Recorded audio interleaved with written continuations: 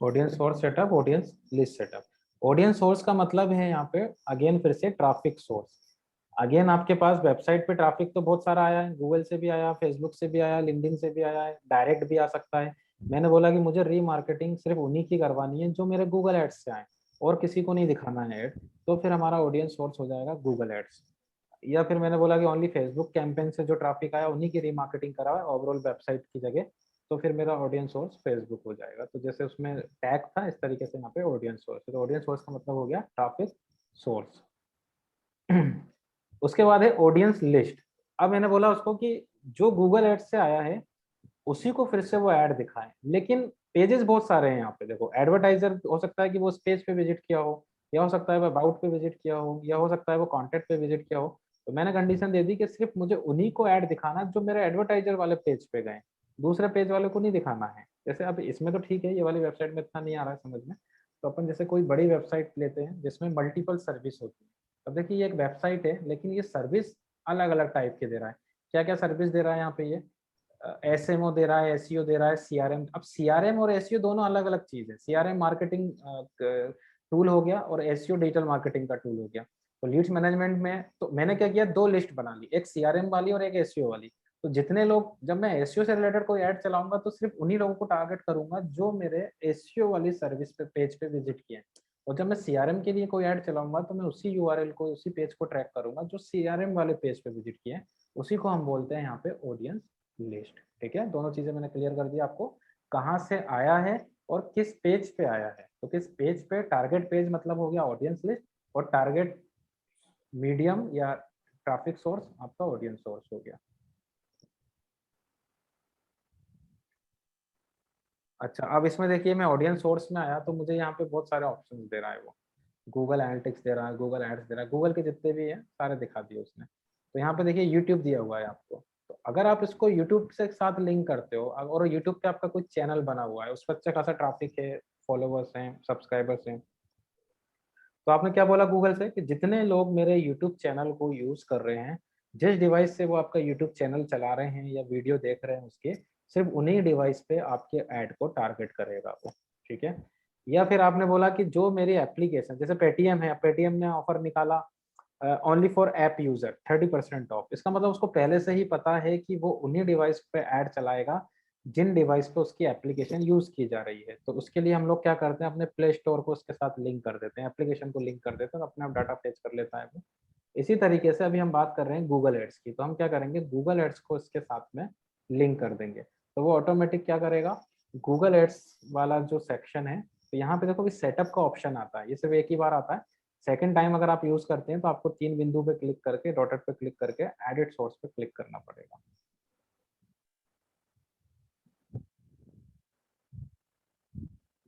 मैं आपको express account से बताता हूँ, ऐसे नहीं आएगा समझ में।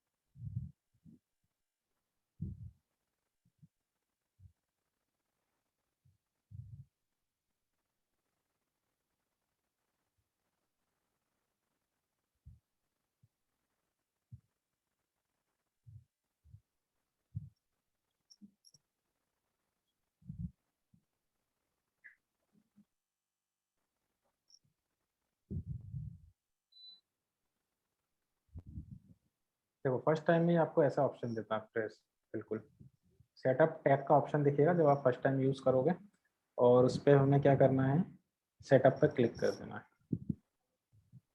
अब यहाँ दो ऑप्शन दे रहा है आपको वो, only collect general website data और collect data on specific action. इसका क्या मतलब हुआ, इसका मतलब हुआ कि आपको सिर्फ उसी को ट्रैक करना है जो यूजर आपकी वेबसाइट पे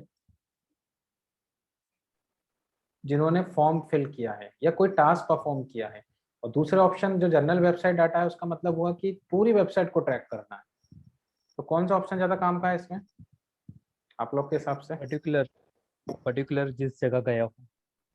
देखो अब इसको समझिए आप, इसमें फर्स्ट वाला ऑप्शन काम का है, उसका रीजन बताता हूँ मैं डिफरेंस, कि सेकंड वाला जो ऑप्शन है स्पेसिफिक एक्शन, इसमें क्या होता है कि ट्रैकिंग ठीक है आप प्रॉपर कर सकते हो उससे, लेकिन उसमें लॉस भी है कि वो उन्हीं पेज को लिस्ट बनाएगा जिन्होंने आपका फॉर्म भरा है।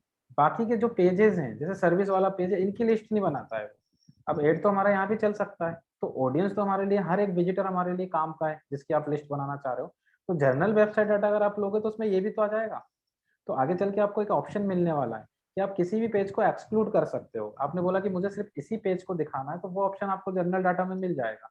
लेकिन अगर आपने स्पेसिफिक एक्शन लिया तो उसमें सिर्फ वही पेज लेगा वो जो आपका कोई एक्शन परफॉर्म कर रहे हैं। जो वेबसाइट को सिर्फ देख के चलेगा उनको नहीं दिखाएगा वो एड। और दूसरी चीज कि मैं यहाँ कन्वर्जन बना चुका हूँ गूगल पे, तो मैंने वहाँ पे ब्लॉक कर दिया था 7 दिन के लिए, 30 दिन के लिए। तो जो कन्वर्जन वहां से उसने ब्लॉक कर दिया है, तो वो यूजर तो आएगा ही नहीं ना यहाँ पे। जो पहले ही कन्वर्ट हो चुका है वो तो कैसे आएगा फॉर्म पे आपके? तो फिर वो रीमार्केटिंग बनाएगा कैसे? आ रहा समझ में? तो ये चीज हमें ध्यान रखनी पड़ती है, और बहुत इंपॉर्टेंट चीज मैं आपको बता रहा हूँ, क्योंकि गूगल एड्स में ये दिक्कत आती है। इसका यहाँ पे एक ये ड्रॉबैक भी है कि आपने वहां पे विंडो लगा दी कि 10 दिन तक जो कन्वर्ट हो चुका है उसको ऐड नहीं दिखे। तो जो स्पेसिफिक एक्शन परफॉर्म कर चुका है वो तो रीमार्केटिंग में वो तो खरीद चुका है ना, तो उसको ऐड दिखाने का क्या मतलब है? उसको तो आपने पहले ही ब्लॉक कर दिया वहां से 10 दिन के लिए। ओके, लेकिन जो इसने खरीदा नहीं है वो ज्यादा काम का है हमारा, उससे हमें परचेस करवाना है। तो इसलिए आपको इसमें जनरल वेबसाइट वाला जो ऑप्शन है वो लेना है। और मैं अभी इसका एक और ऑप्शन बताऊंगा आपको फिल्टर करने के लिए। इस ऑप्शन से हम दोनों को ट्रैक कर लेंगे, जिनने फॉर्म भर दिया है वो भी आ जाएंगे और जिन्होंने नहीं भरा है वो भी आ जाएंगे। अच्छा, अब इसको चेक मार्क कर देना, जैसे अगर आप कैलिफोर्निया वगैरह जहाँ पे रीमार्केटिंग का थोड़ा सा रिस्ट्रिक्शन है, अगर आप कैलिफोर्निया को नहीं टारगेट कर रहे हैं तो उसको चेक मार्क कर देना। इसके बाद एडवांस सेटिंग में कुछ भी नहीं है इसमें, गूगल एड्स टैग हम यूज नहीं कर रहे हैं अभी। GTM 7 continue. देखो अब आपको जीटीएम नहीं लेना। अब रीमार्केटिंग जीटीएम से भी कर सकते हैं, जब मैं एनालिटिक्स पढ़ाऊंगा आपको तब मैं जीटीएम बताऊंगा। और हम गूगल एड्स से भी कर सकते हैं, तो एक बार आप इसको भी सीख लो। अब आप ले लो उसमें गूगल एड्स, और गूगल एड्स में रीमार्केटिंग कोड जो होता है उसको हम बोलते हैं ग्लोबल साइट टैग। ठीक है, तो ये वाला जो कोड है इसको भी हमें कॉपी करना है और अपनी वेबसाइट के हर एक पेज पे लगाना है। तो जैसे जीटीएम की प्रोसेस फॉलो की थी वही प्रोसेस आप यहाँ पे भी फॉलो करोगे। जैसे मेरे पास एक वेबसाइट है, उस वेबसाइट के हेड सेक्शन में या फिटर सेक्शन में मैं इसको लगा सकता हूँ।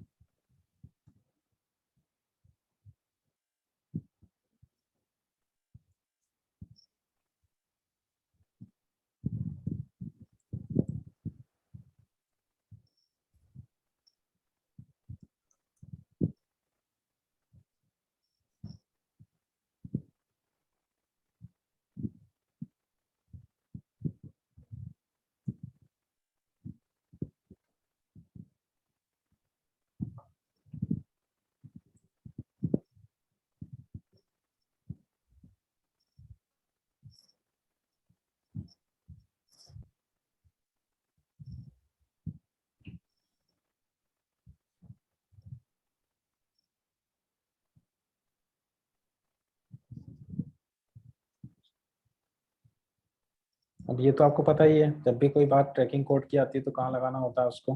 हेड सेक्शन में जाइए, थीम एडिटर,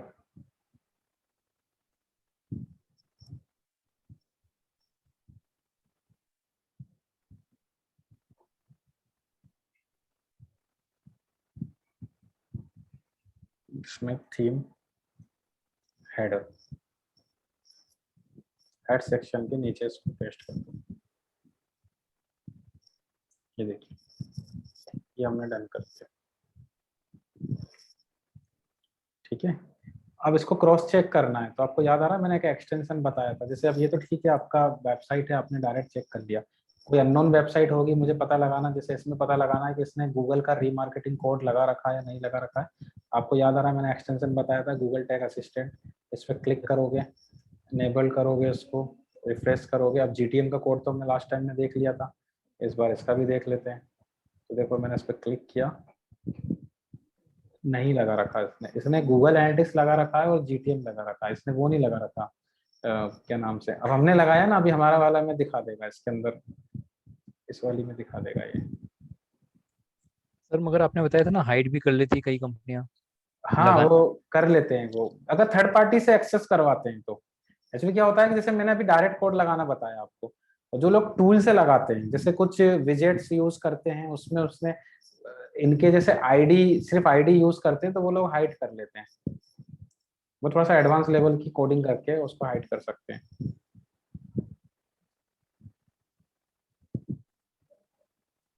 देखो उस वेबसाइट में अभी हमने लगाया रीमार्केटिंग, उसको दिखा देना चाहिए। देखो गूगल एड्स रीमार्केटिंग टैब आ गया, ग्लोबल साइट टैब। ठीक है, तो अब ये काम हमारा डन हो गया। अच्छा, अब एक चीज और, मैं यहाँ से कोड लगा दिया और ये मेरा एक स्टेप डन हो गया, ऑडियंस सोर्स सेटअप। ठीक है, अब एक चीज और ध्यान रखना कि मैंने यहाँ पे एक क्लाइंट अकाउंट बनाया, USA क्लाइंट। अब हो सकता है कि इसके अंदर 2 वेबसाइट हो, और दोनों वेबसाइट का आप इसी एड अकाउंट से कैंपेन चला रहे हो। अब आप कल को दूसरी वेबसाइट के लिए यही सेटअप करते हो, एक पे तो कर दिया, तो आपको अब देखो सेटअप टैग का ऑप्शन नहीं दे रहा है। मतलब नई वेबसाइट को कैसे करेंगे फिर? अब हमारे पास एक वेबसाइट है डिजिटल मार्केटिंग की, दूसरी वेबसाइट है रेस्टोरेंट की, और दोनों का रीमार्केटिंग आपको एक ही अकाउंट से ऐड चलाना है। चलाते भी हैं बहुत सारे लोग, ऐसे हर वेबसाइट के लिए अलग अलग अकाउंट नहीं बना सकते हम। तो फिर क्या करेंगे, दूसरे बार में वो ऐसा तो करेगा नहीं कि भाई खाने वाले को डिजिटल का ऐड दिखा दे, डिजिटल वाले को खाने का। तो आपको क्या करना पड़ेगा, नेक्स्ट टाइम पे एडिट करना पड़ेगा, एडिट सोर्स, और उसी ऑप्शंस को लिया आपने, और फिर से 7 कंटिन्यू किया, और फिर से गूगल एड्स लिया, और इसी कोड को आपने कॉपी किया और दूसरी वेबसाइट में भी यही कोड लगा दिया। इसीलिए इसको बोला है ग्लोबल साइट टैग। ये इंटरव्यू में पूछा हुआ क्वेश्चन था कि गूगल का जो ग्लोबल साइट टैग है उसको ग्लोबल साइट टैग क्यों बोलते हैं, तो उसका आंसर यही था, क्योंकि वो एक यूनिवर्सल कोड होता है जो कि हर वेबसाइट के अंदर एक ही कोड प्लेस करवाता है, चाहे वेबसाइट का नेचर किसी भी टाइप का हो।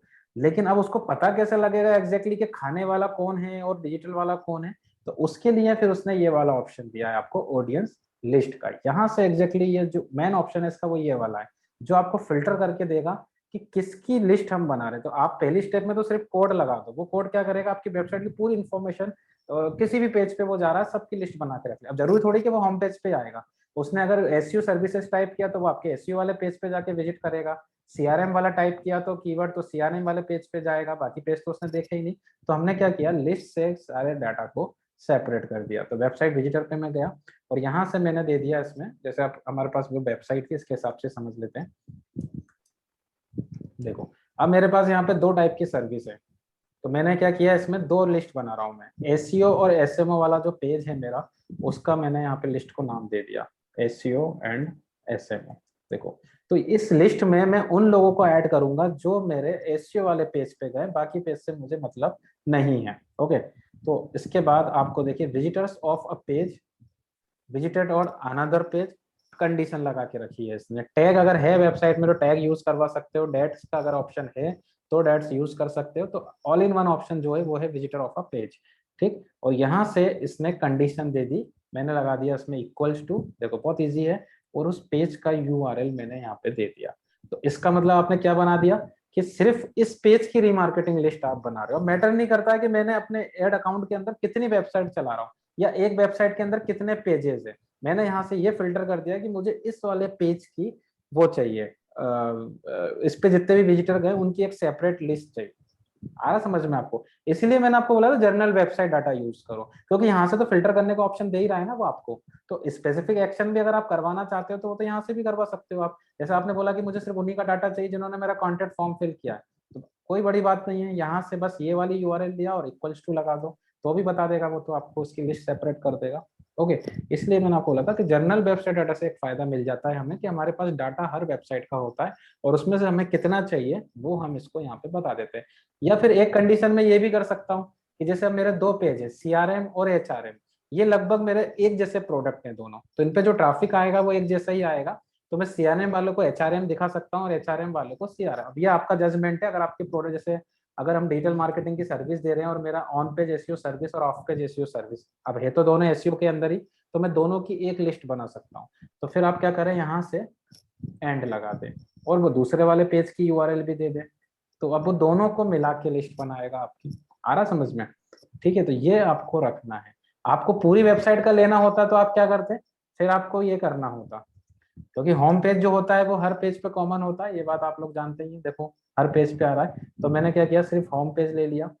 उसकी लिस्ट अगर मुझे बनानी है तो मैं यहाँ पे फिर क्या लगाऊंगा, कंटेंट्स। कंटेंट्स मतलब कि कम से कम इतना आना चाहिए, और इतना तो हर पेज पे ही आएगा, तो वो अपने आप पूरी वेबसाइट को ले लेगा। तो ऐसा कुछ कंडीशन आप इसमें जमा सकते हैं, या फिर और की कंडीशन लगा दी आपने, या तो ये या फिर ये, ऐसी कंडीशन भी आप लगा सकते हैं। तो देख लेना कितनी लिस्ट आपको बनानी है, आप अपने हिसाब से बना सकते हैं। चलिए अब आगे बढ़े।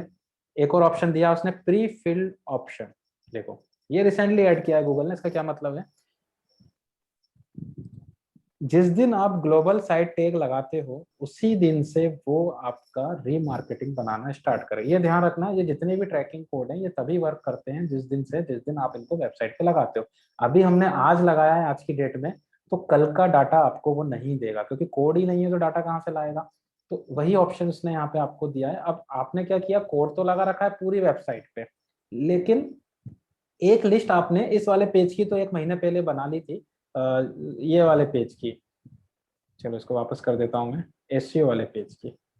और कोड आपने लगाया था एक महीने पहले, और एक महीने पहले आपने सिर्फ एक लिस्ट बनाई थी, कौन से वाले पेज की, एसईओ वाले पेज की। लेकिन आज आप दूसरी लिस्ट बना रहे हो, सपोज कौन से पेज की बना रहे हो, एस सीआरएम वाले पेज की। समझना, अब कोड तो हम एक महीने पहले ही लगा चुके हैं, लेकिन लिस्ट हम आज बना रहे हैं। तो उसने क्या है, उसके पास डाटा रहता है, लेकिन आपने मांगा नहीं उससे। मांगोगे कैसे, जब आप उसको यूआरएल दोगे तब वो समझेगा कि हाँ आपको उस पेज का डाटा चाहिए। तो इसलिए उसने ये ऑप्शन लॉन्च किया, प्री फिल्ड ऑप्शन। तो अगर आपका कोड पहले से लगा हुआ है और आप आज उसकी लिस्ट बना रहे हो, तो वो आपको पुराना 30 डेज तक का डाटा दे सकता है। इवन अगर आपने उसका पेज नहीं भी बनाया तो भी आपको डाटा दे सकता है वो, सिर्फ 30 दिन का। आ गया ऑप्शन समझ में ये? Yes. तो लास्ट 30 डेज में जितना भी डाटा आपकी इवन लिस्ट बनाने से पहले भी उसके पास होगा तो वो आपको दे देगा, अगर आपने 30 दिन पहले या 30 दिन से पहले मतलब कोड लगा के रखा होगा तो। या फिर आपने बोला कि नहीं मुझे तो पुराना डाटा चाहिए ही नहीं, आज से ही मेरी लिस्ट में जो विजिट करेंगे वही चाहिए मुझे, तो फिर आप ये ले लो, स्टार्ट विथ एमपीटी, मतलब आज से वो स्टार्ट करेगा जिस दिन से आपने उसको यूआरएल दे दी। ये दोनों ऑप्शन बहुत अच्छे ऑप्शन है इसके। इसके बाद आते हैं हम, जैसे मैंने आपको कन्वर्जन में बताया था कि भाई एक यूजर कन्वर्ट हो गया तो उसको कितने टाइम तक कन्वर्जन में रखना है, इसी तरीके से इसको कितने टाइम तक रीमार्केटिंग लिस्ट में रखना है। अब रीमार्केटिंग का सबसे बड़ा बेनिफिट जो होता है वो आपको समझना पड़ेगा कि जो यूजर आपके एड पे क्लिक करता है और वो यूजर आपकी रीमार्केटिंग लिस्ट में ऑलरेडी है, उसी को फिर से ऐड दिखाए, तो गूगल हमेशा आपकी बिड कम करता है, 10 से 15% बिड आपकी कम होती है उस केस में। तो आप इसमें हमेशा ज्यादा ही लेके चलोगे। कितना ले सकते हैं, मैक्सिमम 540। तो मैंने लगा दिया यहाँ पे 540, तो हर यूजर का 540 डेज का इसका एक डेट टाइम होगा, मतलब आज जो ऐड हुआ है तो वो आज से 540 दिन तक आपकी लिस्ट में रहेगा। अब या तो वो खुद हट सकता है, अपनी हिस्ट्री डिलीट कर देगा तो फिर वो अपने आप भी बाहर हो जाएगा, और अगर वो हिस्ट्री डिलीट नहीं करता है तो 540 दिन तक वो आपकी रीमार्केटिंग लिस्ट में रह सकता है। ठीक है, तो कब तक रह सकता है इसके लिए मैंने आपको बता दिया। डिस्क्रिप्शन देना है तो दे दो, आपने क्या लिखा है इसमें, क्या किया है सब बना के, और ये हमने कर दिया क्रिएट ऑडियंस। देखो बहुत सिंपल सा ऑप्शन है। अच्छा, अब सपोज आपने लिस्ट नहीं बनाई, तो गूगल क्या करता है, खुद भी एक डिफॉल्ट लिस्ट आपको बनाता है। देखो दिख रहा है नीचे, ऑल विजिटर्स गूगल एड्स, ये लिस्ट अपने आप आती है। तो आप जितने ऐड चलाओगे उनकी सबकी लिस्ट गूगल भी एक बना लेता है, लेकिन सबकी मिक्स कर देता है वो। और हमने जो बनाई है इंडिविजुअल, वो हमने अपने हिसाब से अपना यूआरएल दिया कि नहीं मुझे तो सिर्फ इस पेज की चाहिए या उस पेज की। और अगर आप गूगल के भरोसे रहोगे, ऑल विजिटर वाले पेज के भरोसे, तो वो क्या करेगा, जितने भी कैंपेन आपके चल रहे हैं, सपोज एक कैंपेन आपका एसईओ का चल रहा है, एक सीआरएम का, एक एचआरएम का, सबका मिक्स करके लिस्ट बनाएगा। तो इसकी लिस्ट हम यूज ही नहीं कर रहे। हाँ, इसकी लिस्ट आप तब यूज कर सकते हो जब आपकी पूरी की पूरी वेबसाइट पे एक ही टाइप का प्रोडक्ट आप बेच रहे हो, तो फिर आपको नई लिस्ट बनाने की जरूरत ही नहीं है, आप इसका यूज कर लो। तो लिस्ट का साइज कितना दिखा रहा है, अभी 0 दिखा रहा है। अभी जो हमने बनाई एसईओ एसएमओ की, इसका साइज भी 0 दिखा रहा है। अब एक और चीज समझिए, यहाँ पे देखो कुछ दे रहा है वो आपको, size search, size YouTube, size display, size Gmail. अगर आप सर्च कैंपेन चला रहे हैं या आप यूट्यूब कैंपेन चला रहे हैं तब इसका यूज कर सकते हैं, डिस्प्ले में इसका यूज कर सकते हैं, इवन जीमेल कैंपेन में यूज कर सकते हैं। लेकिन कंडीशन उसने क्लियर कर दी, कम से कम 1000 का लिस्ट होना चाहिए आपका। जब तक आपकी लिस्ट का साइज मतलब 1000 विजिटर रीमार्केटिंग में ऐड नहीं हो जाते हैं, तब तक आप इस लिस्ट का रीमार्केटिंग का यूज नहीं करने देगा वो आपको। ये थोड़ा सा ध्यान रखना। कैसे पता लगेगा 1000 होगा, ये जो पॉपुलेटिंग करके अभी आ रहा है, यहाँ पे वो वैल्यू देना स्टार्ट कर देगा आपको इस जगह पे। अभी वो देख रहा है, थोड़े बाद, फिर 1-2 घंटे बाद आप देखना बनाने के बाद, तो वहाँ पे लेस देन 1000 बताएगा आपको, मतलब आपकी जो लिस्ट है वो 1000 से कम है। अब जैसे अपन ने पिछले 3 महीने से ऐड चला रहे हैं, 1500 लोग विजिट कर गए, आपकी लिस्ट बढ़ गई, मतलब 1000 से ज्यादा हो गई। तो फिर अब आपको इसका यूज करना है। अब इसका यूज कैसे करेंगे, यूज करने के लिए आपको चाहिए कैंपेन। देखो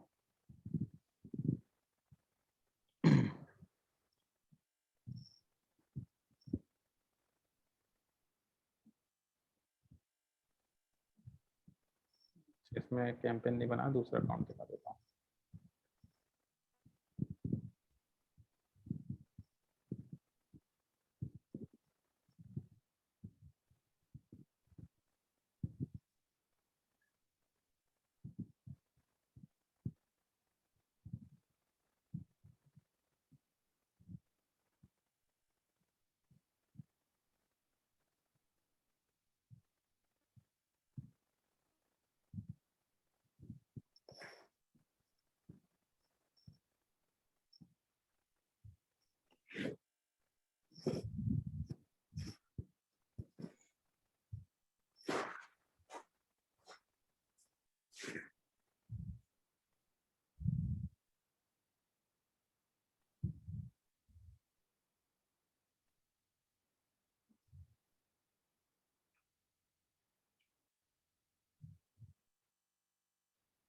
देखिए, तो आप क्या करें, अपने कैंपेन में चले जाएं।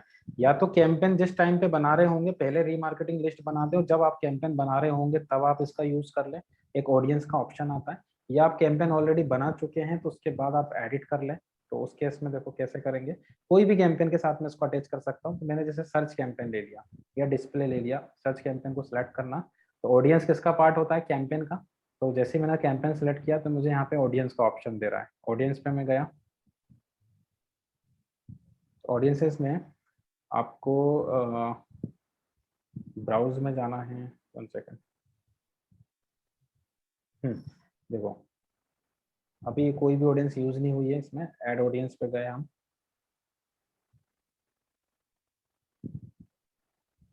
ऐड ऑडियंस में आपको ब्राउज में जाना है। आपको याद आ रहा है, मैंने डिस्प्ले में बताया था ये ऑप्शन, एफिनिटी, मार्केट और रीमार्केटिंग। तो वही वाला ऑप्शन अब हम यूज करेंगे। तो आपने जो लिस्ट बनाई है ना, वो आपको यहाँ दिख जाती है वेबसाइट विजिटर्स पे। ये देखिए सारी लिस्ट आपको दिख रही है जितनी भी आपने बनाई। ये रहा। अब मैंने कॉन्टेक्ट अस का बनाया तो मैंने अपनी उस लिस्ट को सिलेक्ट कर लिया। तो अब देखो लिस्ट का साइज कितना है, 0 है। 1000 से ज्यादा होगा तब ये वर्क करेगा। तो अब सिर्फ और सिर्फ इस लिस्ट के जो यूजर हैं उनको आपका ऐड चलेगा, है ना। लेकिन देखो ऊपर 2 ऑप्शन और दिए हैं आपको, ये भी बड़े सही ऑप्शन है, टारगेटिंग एंड ऑब्जर्वेशन। ये क्या बोल रहे हैं, आपको क्या रेकमेंड कर रहा है वो, ऑब्जर्वेशन रेकमेंड कर रहा है। तो टारगेटिंग का मतलब, अब आपसे वो ये पूछ रहा है कि आपको इस लिस्ट के, जैसे अपने 1500 का अपना लिस्ट है, 1500 लिस्ट का साइज मतलब हो गया 1500 डिवाइसेस हैं उसके अंदर टोटल। तो उन 1500 डिवाइसेस को वो ऐड आपका दिखाएगा। अगर आप टारगेटिंग लेते हैं तो उसका मतलब ये है कि आपने उसको बोला कि सिर्फ और सिर्फ मुझे जो लिस्ट में लोग हैं सिर्फ उनको दिखाना है, नए लोगों को नहीं दिखाना है। और ऑब्जर्वेशन अगर आपने लिया तो वो क्या करेगा, जो लिस्ट में है उनको तो दिखाएगा ही दिखाएगा, प्लस जो नए लोग आ रहे हैं आपके कीवर्ड्स वगैरह से उनको भी दिखाएगा। आ रहा समझ में क्या बोल रहा हूँ मैं? अगर आपने ऑब्जर्वेशन लिया तो वो क्या करेगा, जो लिस्ट में 1500 लोग हैं उनको तो दिखाएगा ही दिखाएगा, लेकिन नए लोग जो आपको कीवर्ड से सर्च कर रहे होंगे, अभी आप ऐड बनाओगे तो कीवर्ड भी दोगे, तो वो क्लिक करके जो आ रहे होंगे तो नए लोगों को लिस्ट में ऐड करता है, तो ग्रेजुअली आपका लिस्ट भी बढ़ रहा है और उनको रिपीट ऐड भी दिखा रहा है, पुराने वालों को भी दिखा रहा है, लिस्ट भी बढ़ता जा रहा है और उनको ऐड भी दिखाता जा रहा है। बट आपने बोला नहीं मुझे तो सिर्फ लिस्ट वालों को ही दिखाना है, तो फिर आप उसमें नेरो लोगे। अब गूगल आपको नीचे वाला क्यों रेकमेंड कर रहा है? क्योंकि सर्च एड में आज जो कीवर्ड सर्च कर रहा है उसकी वैल्यू ज्यादा है कि जो एक साल पहले सर्च कर रहा था उसकी वैल्यू ज्यादा है। आज जो कीवर्ड सर्च कर रहा है बाय ऑनलाइन टी शर्ट, इसका मतलब वो आज नीडी है। 3 महीने पहले उसने खरीद ली टी शर्ट, अब खरीदना चाहता है नहीं खरीदना चाहता है उसकी मर्जी है। ओके, इसलिए वो आपको सर्च एड के अंदर ऑब्जर्वेशन रेकमेंड कर रहा है और वो सही भी है, क्योंकि सर्च में जो हम गूगल पे आकर कीवर्ड आज टाइप कर रहे हैं तो आज सबसे ज्यादा नीडी है हम, तो आपको सर्च एड के अंदर ऑब्जर्वेशन लेना है। लेकिन जब आप इस पर डिस्प्ले ऐड चलाओगे तो ये उल्टा कर देगा। देखो, अब यही लिस्ट अगर मैं डिस्प्ले में लगाता हूँ, इसमें डिस्प्ले कहाँ है, देखो ये डिस्प्ले रहा, फिर से वही चीज, क्लिक किया कैंपेन पे, ऑडियंस पे आए, ऐड ऑडियंस, अब जस्ट उल्टा आपको सजेस्ट करेगा वो, ऐड ग्रुप सेलेक्ट कर दिया, इसमें डिस्प्ले में ऑडियंस ऐड ग्रुप में होता है। अब देखो, अब आपको टारगेटिंग रेकमेंड करता है। रीजन, क्योंकि यहाँ पे बैनर दिखता है आपका, बैनर वाले जो ऐड मैंने बताया था 728/90 वगैरह वगैरह, तो अब इसमें क्या होता है, अवेयरनेस के लिए ऐड चलाया जाता है, तो जितनी बार रिपीट बैनर दिखेगा उसकी वैल्यू ज्यादा है, इसलिए वो आपको टारगेटिंग, तो बस ध्यान रखना नैरो ऑडियंस करना है हमें डिस्प्ले के केस में या यूट्यूब के केस में, और सर्च एड के केस में आपको ऑब्जर्वेशन लेना है। ओके, तो उसको बनाइएगा, कल एक बार फिर से मैं रिकॉल कर दूंगा, आप अपने एंड से बना के जरूर देखना। अब ये दोनों ऑप्शन साथ में कैसे काम करेंगे कल मैं आपको ये पूरा समझाऊंगा, ये दोनों ही साथ में लगते हैं, ध्यान रखना, और दोनों ऑप्शन के बिना हमारा गूगल एड्स अधूरा है। काफी अच्छा पैसा आप बचा सकते हैं दोनों ऑप्शन का यूज करके। ठीक है, चलिए कल करते हैं। बाकी सर्च एड बचा हुआ था मेरा रिवीजन क्लास में, तो अभी मेरे पास 4:30 से 5 बजे का टाइम है, तो आधा घंटा मैं सर्च एड बना लेता हूँ, जिसको करना है वो रोको, बाकी सब जा सकते हैं।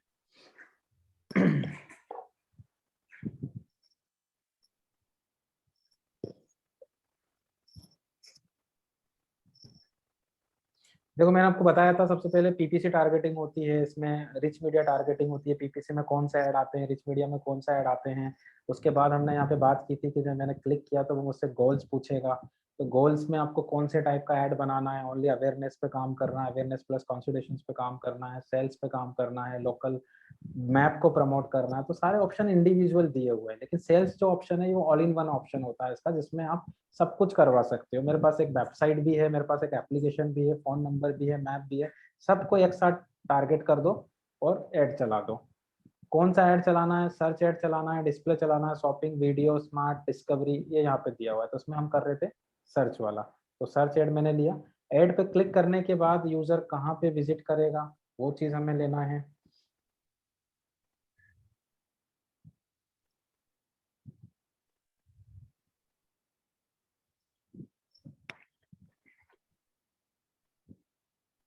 सर एडवर्टीजमेंट से पहले मुझे वेबसाइट में दिक्कत आ रही है। कौन सी वेबसाइट? वेबसाइट ही कहाँ बनी सर अभी तक? वेबसाइट मैंने बताई थी ना, क्लाउड एक्सेस पे लास्ट सेशन में तो बताई थी। सर आपने केवल ये बताया कि साइट बना लेना, उसके बाद थीम वगैरह उसको ऐड करना, फिर उसमें पेज ऐड करना, पेज में चेंजेस करना, ये कुछ भी काम बाकी है सर अभी मेरा। तो उसका भी ऐड में कोई जरूरत नहीं है आपको, अभी आप तो उनको वेब सिर्फ यूआरएल ही यूज करना है उसके अंदर।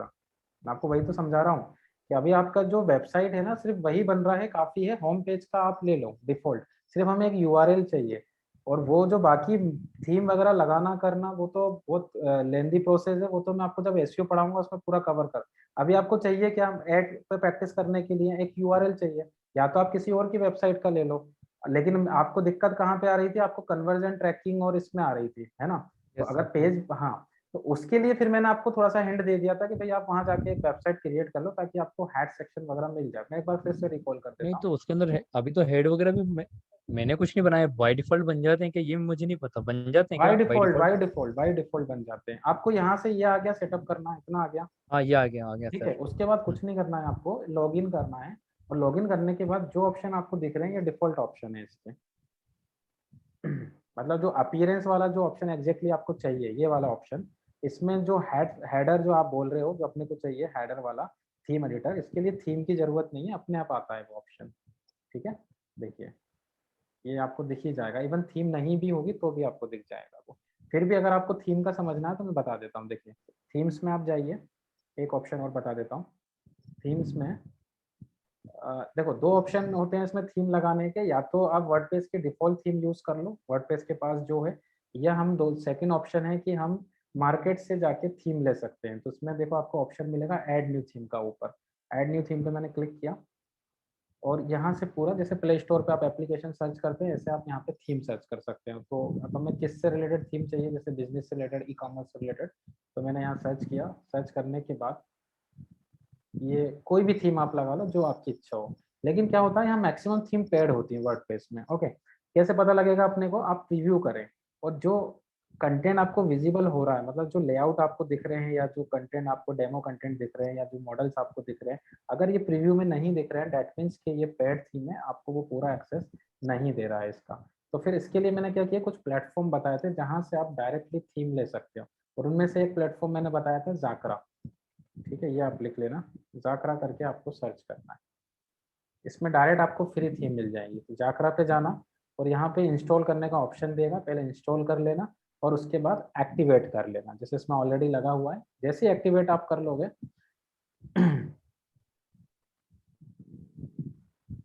चलो रुको, मैं आपको पूरा ही बता देता हूँ उसको। देखो अगर आपको प्रैक्टिस करना है तो एक प्लगइन मैंने और बताया था। देखो वर्डप्रेस में ना प्लगइन्स वाला जो सेक्शन है, ये सबसे इंपॉर्टेंट पार्ट है। यहाँ पे हर काम प्लगइन से होता है।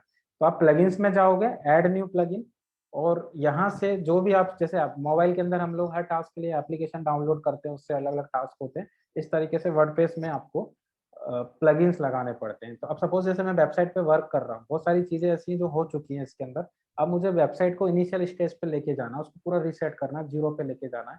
तो एक प्लगइन आता है वर्डप्रेस रीसेट करके, जो प्लगइन मैं बताता हूँ वो आप लोग लिख लिया करो, वर्डप्रेस रीसेट।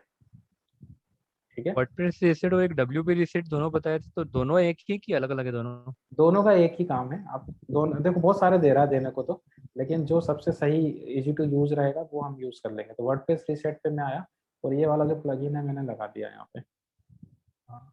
एक बार आपने डब्ल्यूपी भी बताया, मुझे लगा दोनों एक ही है, एक फुल फॉर्म शॉर्ट नहीं फॉर्म नहीं ऐसा नहीं, कुछ। नहीं नहीं, अलग अलग है दोनों। अभी कैसे वर्क करेगा, यहाँ पे लग गया है। इसके बाद आप टूल्स में जाना, टूल्स में जाने के बाद रीसेट पे क्लिक करना। अभी हम रीसेट कर देंगे तो वो ट्रैकिंग कोड वगैरह सब चले जाएगा, सारी चीजें, ये आपकी थीम वगैरह जीरो कर देगा। रीसेट पे क्लिक किया, रीसेट पे क्लिक करने के बाद ये पूरा आपका नया वेबसाइट हो गया। तो अभी जैसे आप बोल रहे थे क्लाउड एक्सेस पे, अगर आपने वेबसाइट जस्ट बनाया ही है, तो लॉगिन करने के बाद कुछ ऐसा दिखेगा आपको। ठीक है, यस। और यहाँ से आप विजिट कर रहे होंगे तो कुछ ऐसी इसकी वो आ रही होगी थीम। ये बिल्कुल नॉर्मल है। बट इसमें आपका जो गूगल रीमार्केटिंग कोड है या कन्वर्जन कोड है, उसमें कोई दिक्कत नहीं आएगी। आपको बस अपीयरेंस में जाना है, थीम एडिटर में, हेड सेक्शन तो आपको फिर भी देगा वो यहाँ पे। ओके, तो ट्रैकिंग कोड वगैरह आप प्रॉपर लगा सकते हो, लेकिन फिर भी थीम लगानी है। तो हम थीम्स में गए, और मैंने इसमें आपको बताया ये डिफॉल्ट थीम आ रही है वर्डप्रेस की। या आपने क्या किया, यहाँ पे ऐड न्यू थीम पे गए, और ऐड न्यू थीम पे जाके आपने यहाँ से जाकरा का पैकेज ले लिया, और इसको एक्टिवेट कर लिया। एक्टिवेट करने के बाद आप इसको गेट स्टार्टेड करिएगा।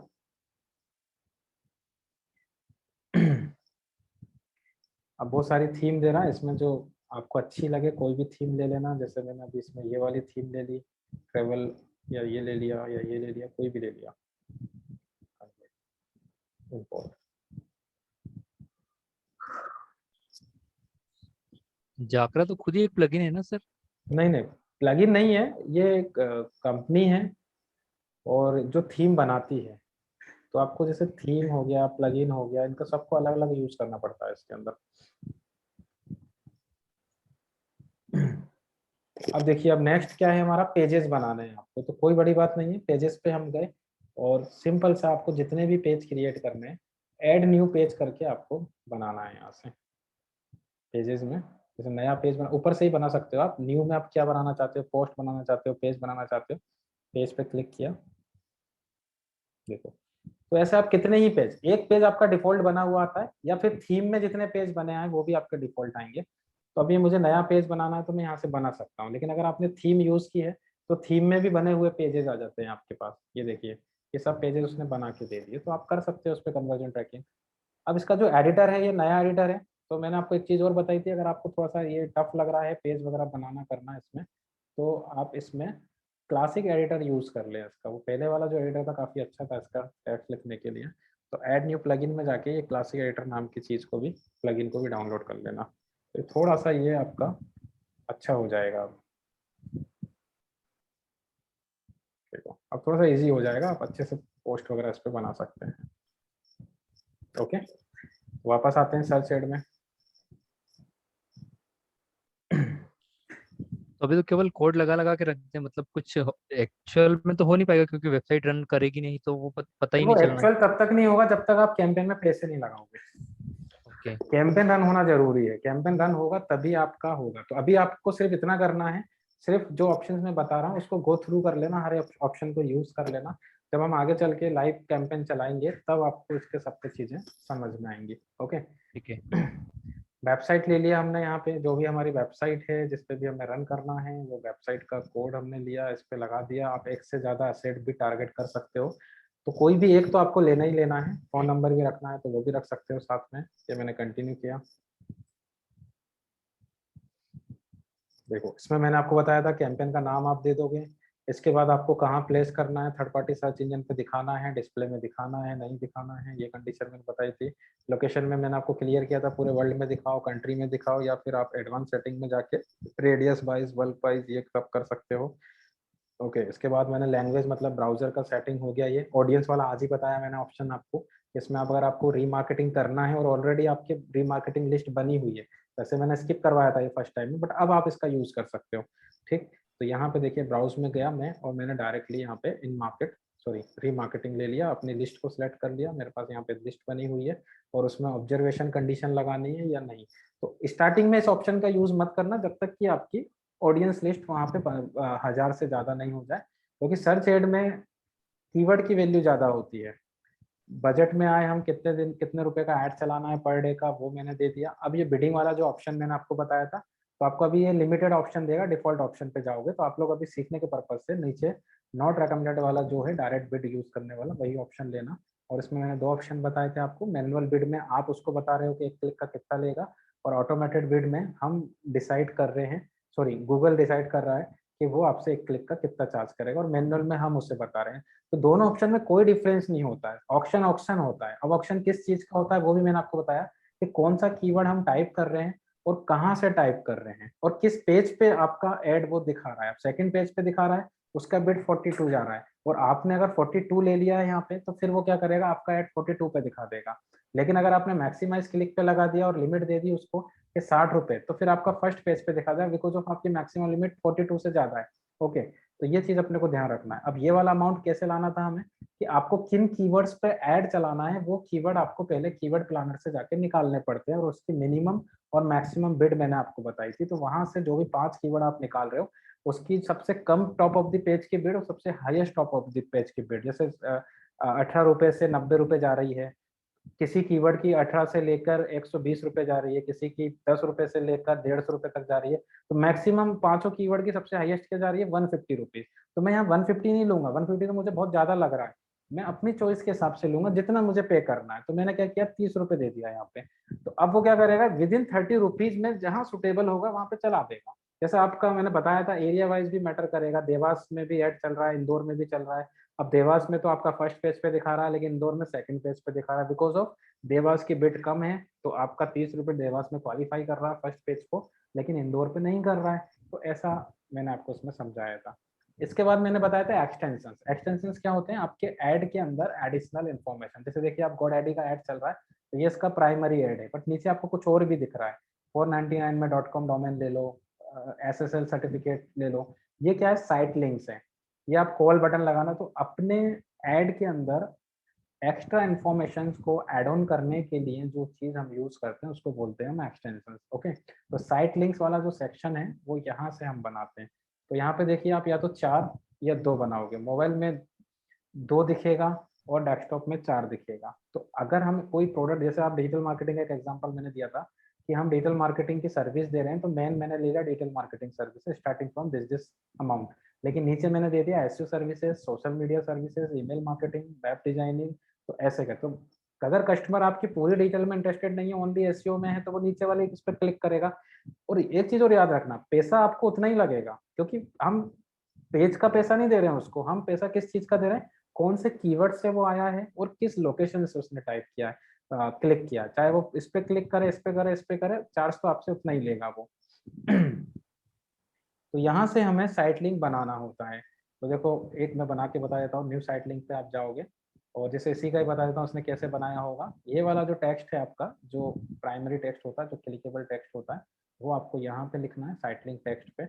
और नीचे जो आपको दिख रही है लाइन फर्स्ट, ये वाला जो सेक्शन है ये हम यहाँ पे यूज करते हैं। और लाइन 2 जो आपको दिखे, सब पे लेंथ दिया हुआ है उसने, विद इन लेंथ आपको लिखना है, ये वाला सेक्शन हम यहाँ यूज करते हैं। ओके। और जो आपकी ऊपर टेक्स्ट है, ये जो क्लिकबल टेक्स्ट हमने लिया था प्राइमरी टेक्स्ट, इस पे क्लिक करने के बाद उसको कहाँ रिडायरेक्ट करना है। तुम्हें पता है वेबसाइट के पास पेजेस तो होगा ही आपका एसईओ सर्विस वाला, तो उस पर्टिकुलर पेज की जो यूआरएल रहेगी वो यूआरएल आप यहाँ पे दे दोगे, जो भी रहेगा उसका। जैसे एसईओ का है तो एसईओ सर्विसेज, तो उस पेज का यूआरएल आप यहाँ पे दे देना, और मेन वेबसाइट का यूआरएल आप मेन ऐड में दे सकते हैं। तो एक बार इसको प्रीव्यू करके देख लो, ऐसे ही करके आपको 4 बनाने हैं। तो यहाँ से जैसे एक मैंने बना दिया, आपको चेक करना है कैसा दिख रहा है ये। तो बनाते से आपको प्रीव्यू दे रहा है। अब ये एक बार में लग जाते हैं, ये देखो जितने बनाते जाएंगे सब आ गए आपके यहाँ से। तो इनमें से मुझे जैसे नेक्स्ट टाइम से कोई भी कैंपेन बनाऊंगा तो दोबारा बनाने की जरूरत नहीं है। देखो ये ऐसा दिखेगा डेस्कटॉप पे। तो नेक्स्ट टाइम अगर मुझे फिर से कैंपेन बनाना है तो ये मेरे जितने बना चुका हूँ वो ऑलरेडी दिख रहे हैं, उनमें से मैं सिलेक्ट करते जाऊंगा कि मुझे अभी किसको चलाना है किस कैंपेन में। तो ये थोड़ा सा आप लोग देख लेना। दूसरा है कॉल आउट्स। देखो ये भी काफी अच्छा था। ये क्या होते हैं, आपके बिजनेस के यूएसपीज। जैसे देखो कहाँ दिखेगा, डिस्क्रिप्शन खत्म होते से ही आपके कॉल आउट्स चलते हैं। जैसे इसने बनाए 24/7 customer support, world's largest registrar, तो ये सब क्या हो गए हमारे कॉल आउट्स हो गए। अब ई कॉमर्स में मैंने आपको बताया, ई कॉमर्स में सर्विस दे रहे हो तो हम क्या कॉल आउट्स बना सकते हैं, एक लाइन में, एक सिंगल लाइन में आप लिखते जाओ। जैसे मैंने लिख दिया 24/7 टेक्निकल सपोर्ट, या ई कॉमर्स की बात कर रहे हैं तो मैंने यहाँ पे लिख दिया, अगर आप दे रहे हो COD available, multiple payment option available, with in 3 days delivery, guaranteed refundable, easy return policies.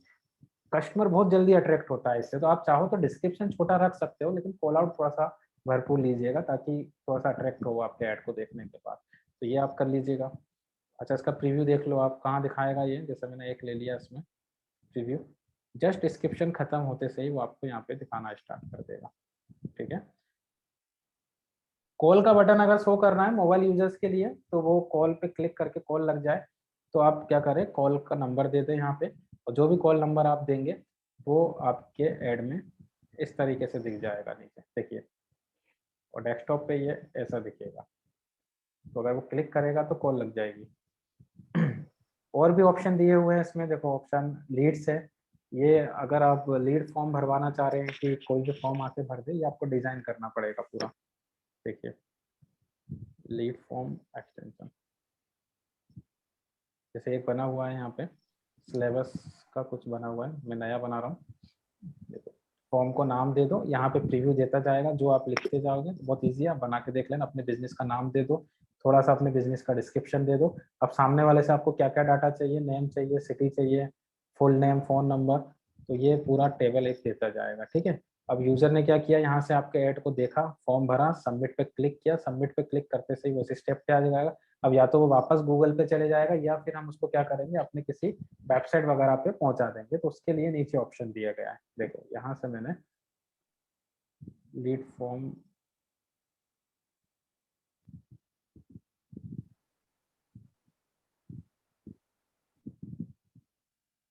हाँ यहीं से आप उस पर क्लिक कर दोगे तो विजिट साइट या जहाँ भी आपको उसको रिडायरेक्ट करवाना है। ठीक है। इसको पूरा बना के आप लोग अपडेट कर देना।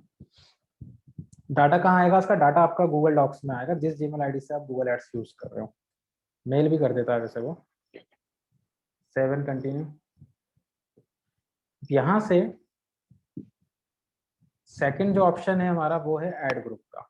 देखो मैंने आपको बताया था कैंपेन में 3 पार्ट होते हैं, मतलब कोई भी ऐड आप चलाते हैं गूगल पे, सबसे पहले कैंपेन, उसके बाद ऐड ग्रुप, और तीसरी स्टेप में ऐड होता है और फाइनल हम रिव्यू कर लेते हैं उसको। तो ये सेकंड फेज आ गया इसका ऐड ग्रुप का। तो स्टार्टिंग में जो उसने आपसे यूआरएल मांगा था, वो यूआरएल से उसने क्या किया, आपकी वेबसाइट को स्कैन कर लिया और स्कैन करके आपको कुछ कीवर्ड सजेस्ट कर दिए। तो आप इसके कीवर्ड बिल्कुल मत यूज कीजिए, आप खुद जाइए अपने कीवर्ड रिसर्च करो गूगल से और उस कीवर्ड को लगाओ। जैसे ये मेरी वेबसाइट जो है एडवर्टाइजिंग की सर्विस दे रही है, तो मैंने वहां से कीवर्ड रिसर्च किया एडवर्टाइजिंग एजेंसी इन इंडिया। तो अब यहाँ पे मैंने कुछ कंडीशन आपको बताई थी, ये कीवर्ड हमने लगाया, तो एक लाइन में एक कीवर्ड आप यूज करते रहो। ओके, या फिर मैंने यहाँ पे ले लिया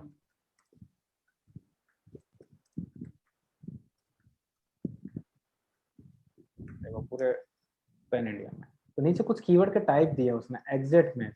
तो अगर आप इसमें ब्रैकेट लगा देते हो तो इसका मतलब है एग्जैक्ट मैच। अगर एज इट इज कस्टमर यही कीवर्ड टाइप करेगा तो ही आपका ऐड चलेगा, अदरवाइज आपका ऐड वो नहीं दिखाएगा।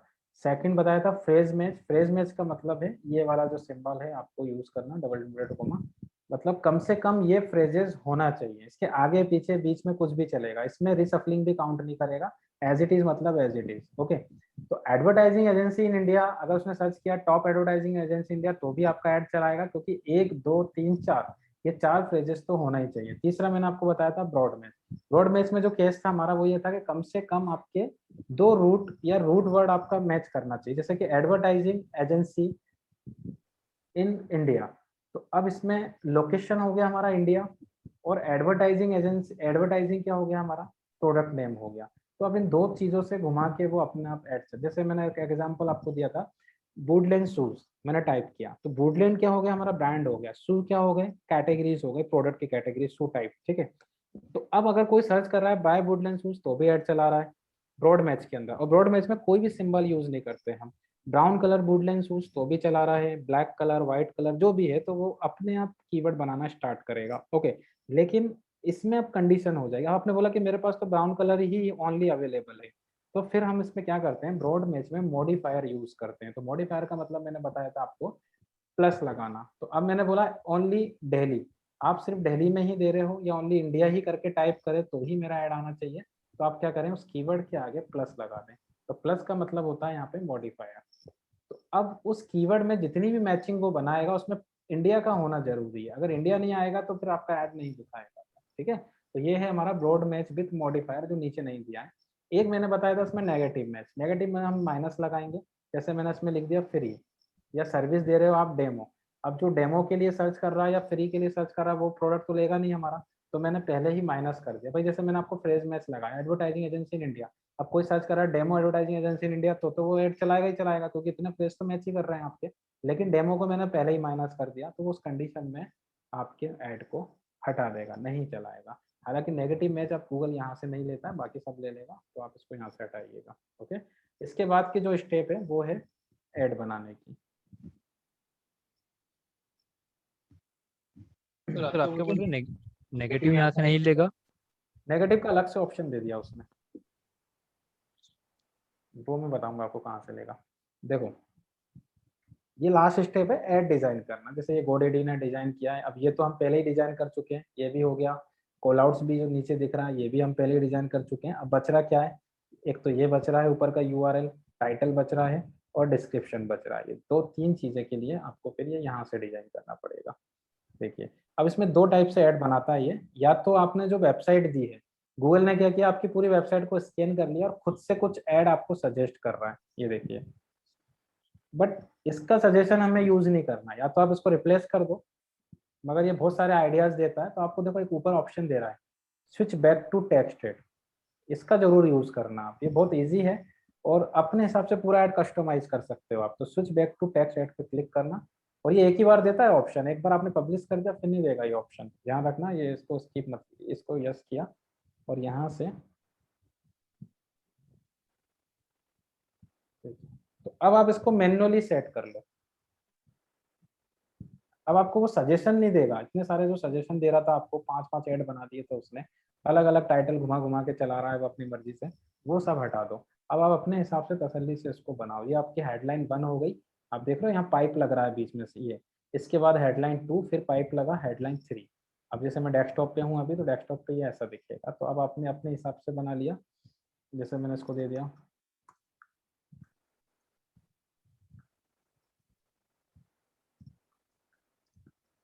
देखो लिमिट देखा हमने, लिमिट के हिसाब से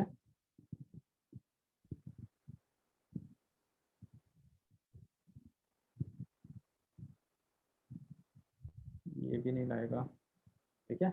बाकी हमने यहाँ रख दिया। तो इस तरीके से आपको ये पूरा डिजाइन करना है। एक और लिंक दी है यहाँ पे, प्रीव्यू टेक्स्ट। देखो फाइनल जो यूआरएल है, जो क्लिक करने के बाद जाएगा, वो तो इस पेज पे जाएगा। अब आप जरूरी नहीं इसके में होम पेज ही रखना चाहो, आपको अगर अपना कोई पर्टिकुलर जैसे एडवर्टाइजर वाला पेज देना है, तो आपने ये वाला दे दिया उसको।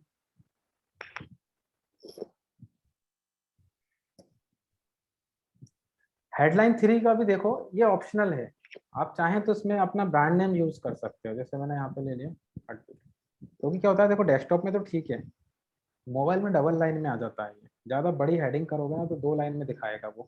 तो हेडलाइन 1 और हेडलाइन 2 यूज करो।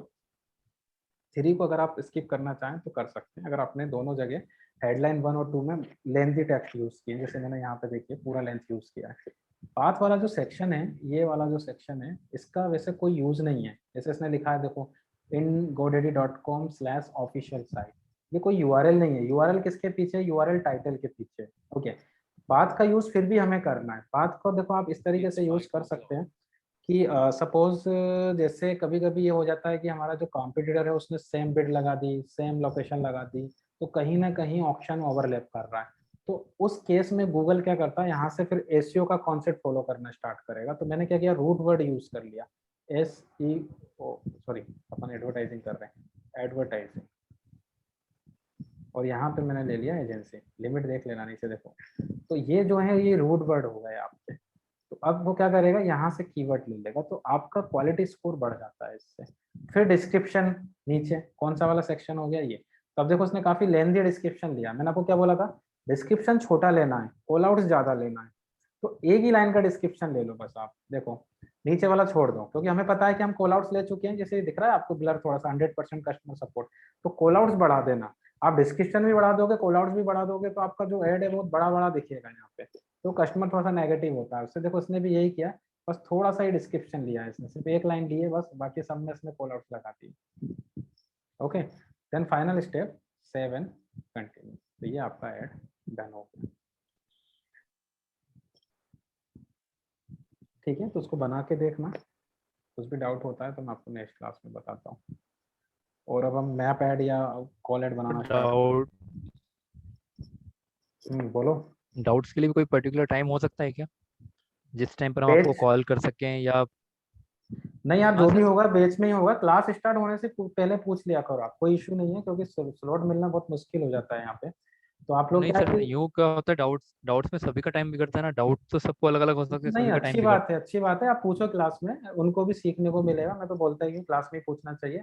हो सकता है कुछ लोग नहीं पूछ रहे हो, शर्मा रहे हो, तो कम से कम उनको सीखने को तो मिलेगा। आपके डाउट से पूछ सकते हो आप, है ना। है। ठीक है सर, या हाँ, फिर क्योंकि जब सभी क्लास अपना कंप्लीट हो जाएगा उसके बाद अपन फिर उसके रिवीजन बाद जब पूछने स्टार्ट का। करेंगे। हाँ नहीं, क्लास अपना कम से कम 10 से 15 दिन पहले ही कंप्लीट हो जाएगा।